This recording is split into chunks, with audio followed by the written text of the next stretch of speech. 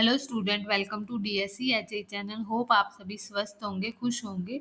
तो आज हम बात करेंगे टाइप्स ऑफ एवेल्युएशन की, formative and summative. So formative and summative जो एवेल्युएशन टर्म है वो किसने कॉइन की है, वो आपने नाम याद रखना है, माइकल स्क्रीवर ने। इसको किस तरीके से याद रख सकते हो आप, यहाँ जो है वो आपको एम दिख रहा है, यहाँ एस है। सो आपने यहाँ देखना है, यहाँ फॉर्मेटिव में एम है और जो स्टार्टिंग में जब समेटिव है वहाँ एस है।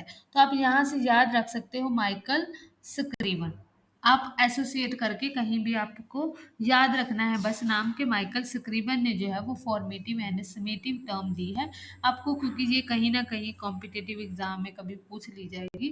तो आपको इसलिए याद। क्वेश्चन क्या है, सबसे पहले मीनिंग क्या है इस बात का, कि मीनिंग इवेल्युएशन जो है वो क्या है, हम एक सभी चीज़ों को जब इकट्ठा कर लेते हैं, इवेल्युएशन जो है वो एक प्रकार की जजमेंट जो है वो हम देते हैं। तो जजमेंट देने के लिए हमें जो है वो सबसे पहले असेस करना पड़ेगा। असेसमेंट क्या होता है कि हमें जो है वो जो जो चीज़ें हमने कलेक्ट की है टीचिंग प्रोसेस के दौरान, जब लर्निंग के दौरान, उन सभी के बेस पर हमने एक ने डाटा कलेक्ट किया है। हमने डाटा कलेक्ट किया है, उस डाटा कलेक्ट करने के बाद उसके बेस पर जो है वो हम बच्चे को एक रिजल्ट प्रोवाइड करते हैं। जब बच्चे को एक जजमेंट जो है वो प्रोवाइड करते हैं, उसी को क्या कहा जाता है, इवैल्यूएशन कहा जाता है। कि बच्चा का रिजल्ट जो है वो पास है या फेल है, बच्चे की स्ट्रेंथ और वीकनेस जो है वो हम पता बताते हैं। वो किस बेस पर बताते हैं, हम उसकी जो कलेक्शन ऑफ डाटा किया है उसको एनालिसिस करते हुए उसके बाद में जो है वो चीज़ों को हम उसको सिंथेसिस करके जो है वो चीज़ों को बताते हैं। वही क्या है, हमारा इवैल्यूएशन होता है। तो ये आपने जो है वो ध्यान में रखना है, ये एक सिस्टेमेटिक कलेक्शन होता है जिसके बिहाव पर जो है वो हम एक डिसीजन जो है वो लेते हैं। तो ये क्या है, हमारा इवैल्यूएशन है। नेक्स्ट क्या है, types of evaluation. So types में क्या आता है, formative and summative evaluation. So formative assessment क्या होता है, जिसमें फॉर्मल एंड इनफॉर्मल जो है वो असेसमेंट है, जो क्या करता है, टीचर के द्वारा जो है वो लिया जाता है। ये एक लर्निंग प्रोसेस के दौरान जो है वो टीचर लेता है। इसमें क्या होता है, एक इंस्ट्रक्शनल प्रोसेस होता है कि जब टीचर पढ़ा रहा होता है उसी समय जब टीचर जो है वो बच्चे को असेस करता है, मीन्स बच्चे को लेसन शुरू करने से पहले पूछ सकता है, जहाँ ऑन गोइंग मीन्स टीचर पढ़ा रहा है उसी के दौरान टीचर जो है वो टीचर को कुछ पहले पढ़ाया हुआ है, जब बीच में थोड़ा सा कुछ पढ़ाया उसके बाद में टीचर देखता है कि क्या बच्चे को जो वो चीज़ पता है, याद है, बच्चे समझ रहे हैं, बच्चे सुन रहे हैं मुझे। तो उसके बीच में जो किया जाता है वो क्या होता है, हमारा फॉर्मेटिव असेसमेंट होता है। ये एक जो है वो क्या है, ऑनगोइंग एवेल्युएशन होता है। इसका ऑब्जेक्टिव क्या है, स्टूडेंट्स की लर्निंग को इन्हेंस करना, उसकी अंडरस्टैंडिंग को बिल्डअप करना और कॉम्पिटेंसी बनाना। और टीचर के लिए क्या है कि मॉडिफाई करने के लिए टीचिंग एंड लर्निंग मेथड क्या करेगा, टीचिंग लर्निंग मेथडोलॉजी क्या करेगा, चेंज कर सकता है। उसके लिए जो है वो फॉर्मेटिव असेसमेंट, क्योंकि इसमें जो है वो बच्चों को भी इम्प्रूव करने की मीन्स बच्चे जो है वो इसमें इम्प्रूव कर सकते हैं, रख सकते हो। तो ये क्या है, फॉर्मेटिव असेसमेंट है। फॉर्मेटिव असेसमेंट में क्या होता है कि हमें डायरेक्ट जो है एक चीज़ें प्रोवाइड की जाती हैं, attempt to provide a direct and detail feedback जो है वो बोथ टीचर एंड स्टूडेंट्स जो है वो इनको मिलती है। मीन्स टीचर एंड स्टूडेंट को दोनों को जो है वो फीडबैक जो है वो डिटेल जो है वो मिलती है। इसमें बच्चे की परफॉर्मेंस कहती है, बच्चे की परफॉर्मेंस कैसी है, and a learning of the student, तो बच्चे की लर्निंग कैसी हो रही है। ये एक कंटिन्यू प्रोसेस होता है। Observe students need and progress, तो बच्चे की जो है वो नीड को, प्रोग्रेस को देखा जाता है। और help the teacher determine the next step during the learning process, तो किस तरीके से टीचर ने जो है वो नेक्स्ट स्टेप्स लेना है, उसके लिए भी जो है वो टीचर को फीडबैक मिलती है कि क्या चीज़ें जो है वो नेक्स्ट लेनी चाहिए, क्या बच्चे को पुराना अभी समझ में नहीं आया उसको दोबारा करवाना चाहिए, या नेक्स्ट बच्चे को ये वाला समझ में आया है, नेक्स्ट जो है वो अदर टॉपिक जो है वो करवाना चाहिए। तो वो चीज़ें के लिए जो है वो फॉर्मेटिव असेसमेंट जो है वो हेल्प करता है।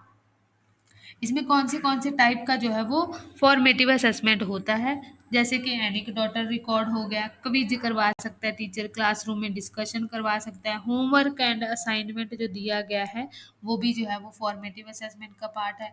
पीयर एंड सेल्फ एवेल्युएशन हो सकता है, क्लासरूम जो है वो ऑब्जर्वेशन हो सकता है। ये सभी क्या है, फॉर्मेटिव असेसमेंट मीन्स इसके मल्टीपल वेज जो है वो टेस्ट जो है वो लिया जा सकता है, टीचर ऑब्जर्व करता है, वो भी जो है वो क्या है, फॉर्मेटिव असेसमेंट का ही पार्ट है। नेक्स्ट जो है वो सुमेटिव असेसमेंट। सो सुमेटिव असेसमेंट में क्या होता है, ये evaluation of the student that focus the result. जो इसमें क्या है, रिजल्ट देखा जाता है, उसमें इम्प्रूवमेंट देखी जाती है। So result it is the part of grading process कि बच्चे को कितना ग्रेड आया, ए प्लस बी प्लस क्या ग्रेड आया उसमें, which is given to periodically to the learner usually at a conclusion of the course means the end of the course is the end of the unit। जो भी end of the term जो exam लिए जाते हैं, last में जो लिए जाते हैं वो क्या है, समेटिव असेसमेंट होता है। The process to check the knowledge, इसमें बच्चे की नॉलेज चेक की जाती है। तो क्या जो है वो बच्चे को सिखाया था, किस तरीके से बच्चा जो है उसको सीख पाया है, क्या चीज़ें जो है वो सही हुई है, तो वो क्या है हमारे लिए, हमें पता चलती है कि क्या क्या चीज़ें जो है वो बच्चे को आ चुकी हैं। उसके बेस पर जो है वो लास्ट में जो एग्ज़ाम लिए गए हैं वो क्या है, हमारा सुमेटिव असेसमेंट जो है वो होता है। नेक्स्ट क्या है हमारे पास, इसी के साथ जो है वो समेटिव असेसमेंट में क्या किया जाता है, ये सीक टू अफेक्टिव अवेल्युएशन होता है कि कोर्स जो है वो प्रोग्राम किस तरीके से रहा है, अफेक्टिव है नहीं अफेक्टिव है। तो इसमें बच्चे की जो है वो लर्निंग प्रोग्रेस देखी जाती है, स्कोर देखे जाते हैं, ग्रेड देखे जाते हैं, परसेंटेज कितनी बच्चे ने जो है वो ली है उसमें देखा जाता है, और क्वालिटी करिकुलम की किस तरीके की है, और उसी के बेस पे जो है वो रैंकिंग जो है वो स्कूल को मिलती है कि जैसे 99% रिजल्ट जो है वो स्कूल ने दिया है, तो उसकी रैंकिंग जो है वो उसी बेस पर दी जाती है, जो कि समेटिव एवेल्युएशन के अकॉर्डिंग ही। सो समेटिव एवेल्युएशन के अकॉर्डिंग जो है वो स्कूल को रैंकिंग, बच्चे को रैंकिंग, ग्रेड जो है वो सभी चीज़ें जो है लास्ट में दी जाती है। रिजल्ट जिसमें कि आपका रिजल्ट होता है कि पास है, फेल है, क्या चीज़ है, वो सभी जो है वो समेटिव असेसमेंट का पार्ट है। इसमें क्या-क्या है, फाइनल रिपोर्ट जब सबमिट करते हैं, एंड ऑफ द टर्म जब फाइनल एग्जाम जिसको बोलते हो, फाइनल प्रोजेक्ट आपको दिया है वो भी समेटिव असेसमेंट के लिए लिया जा रहा है, तो समेटिव असेसमेंट होगा। अगर आपको इम्प्रूवमेंट करने का या क्लासरूम में कोई भी ऐसे ही बनाने के लिए दिया है तो वो फॉर्मेटिव में जाएगा।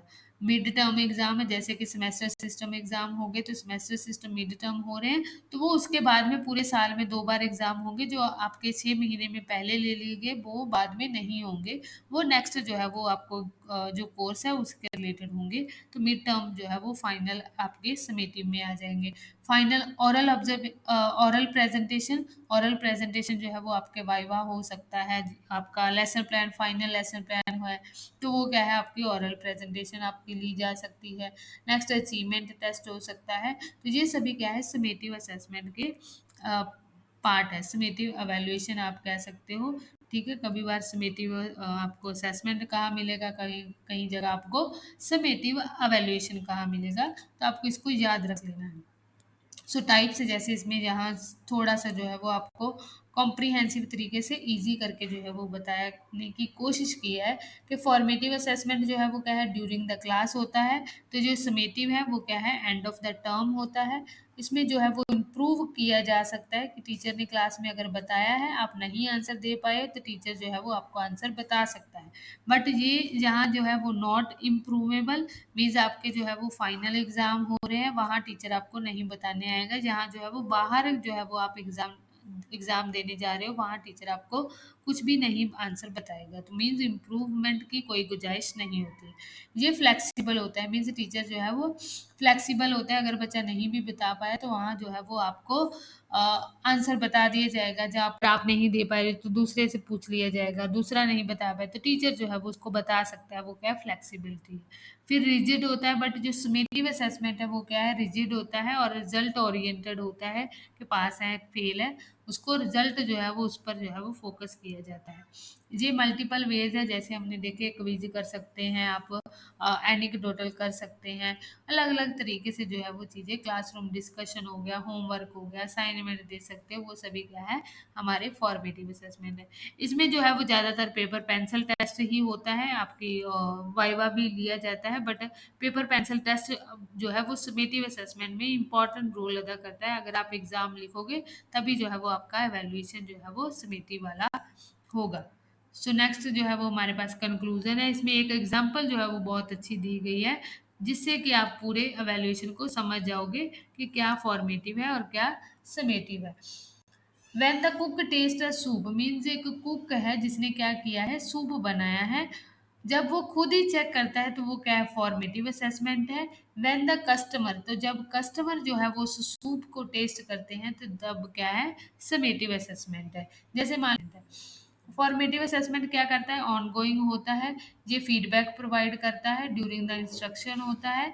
और समेटिव असेसमेंट क्या है, ओवरऑल अचीवमेंट होता है, एंड ऑफ द टर्म या लर्निंग पीरियड के लास्ट में जो होता है वो क्या होता है, समेटिव असेसमेंट होता है। तो ये थी आज का जो है वो topic. So thank you so much, hope आपको समझ में आया होगा। अगर कहीं भी आपको डाउट रह जाता है तो आप इसी वीडियो के नीचे कमेंट कर